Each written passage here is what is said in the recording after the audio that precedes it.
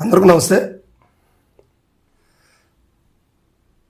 ఆంధ్రప్రదేశ్లో నెల్లూరు జిల్లా ప్రత్యేక రాజకీయాలు ఉంటాయంటూ చెప్పడంలో ఎటువంటి సందేహం లేదు. ఎందుకంటే ఏ ప్రభుత్వాలు వచ్చినా ఒక గవర్నమెంట్కి 1-2 సీట్లు ఇంకోవైపు పూర్తి స్థాయిలో ఉంటుంది, లేదా పూర్తిగా అతివృష్టి లేదా అనావృష్టి.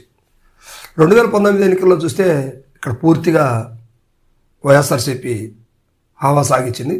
2024 ఎన్నికలు చూస్తే ఒక్క సీటు కూడా వైసీపీకి ఇవ్వలేదు, పూర్తిగా తెలుగుదేశం పార్టీకి అవకాశం ఇచ్చారు. ఇక్కడ జనసేన సీట్లు కూడా పెద్దగా ఏం లేవు, జనసేన ఓట్ బ్యాంక్ కూడా తక్కువ. కానీ ఉన్నటువంటి సీట్లన్నీ కూడా టీడీపీ నుంచి గెలవడం, టీడీపీ హవా నడిచింది. సో ఇది నెల్లూరు జిల్లా పరిస్థితి.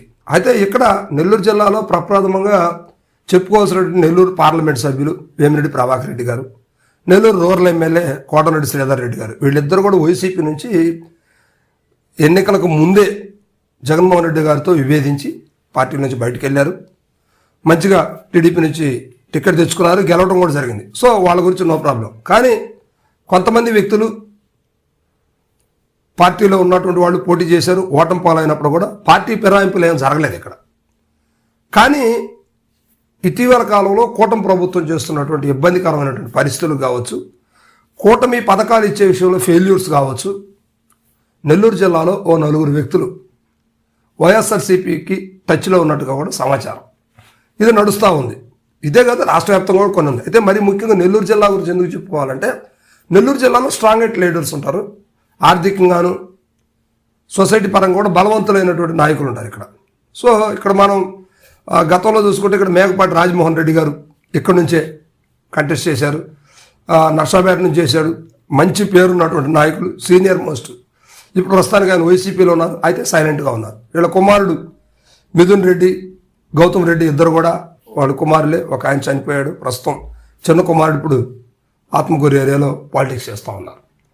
సో ఇంకా చూస్తే మాజీ ముఖ్యమంత్రి చనిపోయినటువంటి వ్యక్తి నేదురుమల్లి జనార్దన్ రెడ్డి గారు కూడా ఇదే ప్రస్తుతం ఇప్పుడు వాళ్ళ కుమారుడు నేదురుమల్లి రామ్ కుమార్ రెడ్డి గారు, ఇప్పుడు వీళ్ళంతా కూడా వైసీపీలో ఉన్నారు. సో ఇంకా అట్లా చూస్తే మాజీ మంత్రి కాకాని గోవర్ధన్ రెడ్డి గారు కావచ్చు. సో ఇట్లా నెల్లూరు సిటీ అనిల్ కుమార్ కావచ్చు, వీళ్ళందరూ కూడా కొంచెం కీలకమైనటువంటి వ్యక్తులు నెల్లూరు జిల్లాని గట్టిగా పాలిటిక్స్ చేసేటువంటి విషయంగా ఉన్నారు. అయితే ఇప్పుడు నెల్లూరు జిల్లాలో ముఖ్యంగా 2 మంత్రులు ఉన్నారు కూటమి ప్రభుత్వానికి సంబంధించి. మొదటిది పొంగూరు నారాయణ గారు ఉన్నారు, రెండో వ్యక్తి ఆనం రామనారాయణ రెడ్డి గారు. ఈయన గతంలో కాంగ్రెస్ పార్టీలో చేశారు, సీనియర్ నాయకులు, ఇప్పుడు తెలుగుదేశం పార్టీలో మంత్రిగా అయ్యారు. అయితే ఇక్కడ ఒకళ్ళకొకళ్ళ నాయకులకి సఖ్యత లేదు.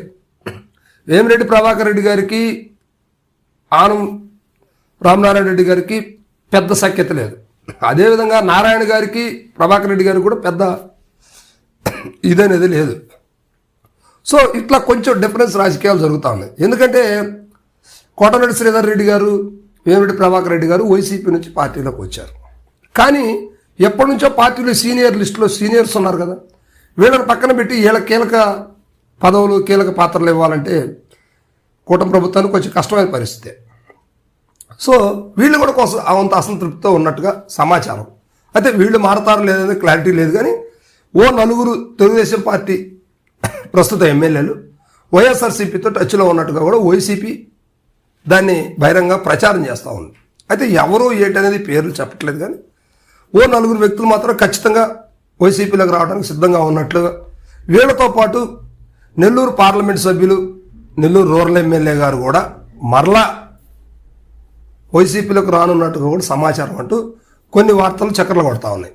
సరే ఇది ఎంతవరకు నిజం అబద్ధం అనేది పాలిటిక్స్లో ఏది శాశ్వతం కాదు, ఎవరు శత్రులు కాదు, ఎవరు మిత్రులు కాదు. కొంతకాలం అట్లా నడుస్తుంది, తర్వాత మార్పు అనేది సహజంగా నడుస్తూ ఉంటుంది.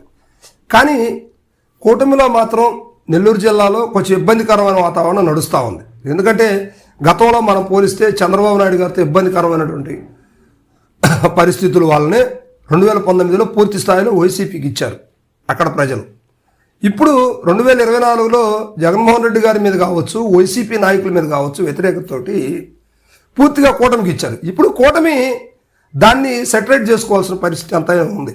కానీ దాన్ని పక్కన పెట్టేసి పథకాలను అమలుపరచడంలో కావచ్చు, ప్రజా సంక్షేమ పాలనలో కావచ్చు, నాయకుల తీరుతెన్నుల్లో కావచ్చు కొంచెం ఇబ్బందికరంగా నడుస్తూ ఉంది. ఎందుకంటే ఇక్కడ ఉన్నటువంటి మెయిన్గా ఇద్దరు మంత్రులు కావచ్చు, ఎంపీ కావచ్చు, వాళ్ళే చూసుకుంటున్నారు, కానీ మిగతా వాళ్ళకి అవకాశాలు ఇవ్వట్లేదు అనేది కూటమిలో ఉన్నటువంటి కొంతమంది ఎమ్మెల్యేల భావన. సో ఆ బాధతోటి వాళ్ళు మరలా వైసీపీలకు రావడానికి సిద్ధంగా ఉన్నట్టుగా కూడా ఆలోచన చేస్తూ ఉన్నారు. అయితే ఇది అఫీషియల్గా ప్రకటించలేదు, కానీ మొత్తం మీద మాత్రం నెల్లూరులో కూటమికి డ్యామేజ్ అయ్యే పరిస్థితి అయితే కనిపిస్తూ ఉంది. Thank you.